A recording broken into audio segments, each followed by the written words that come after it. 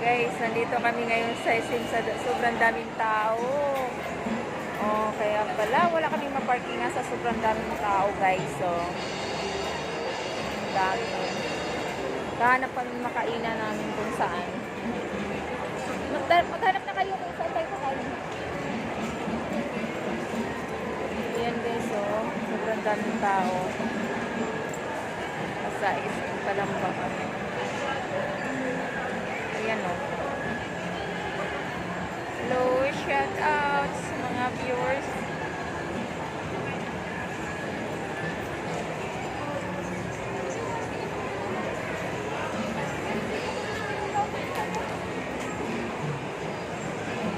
Daming tao, grabe.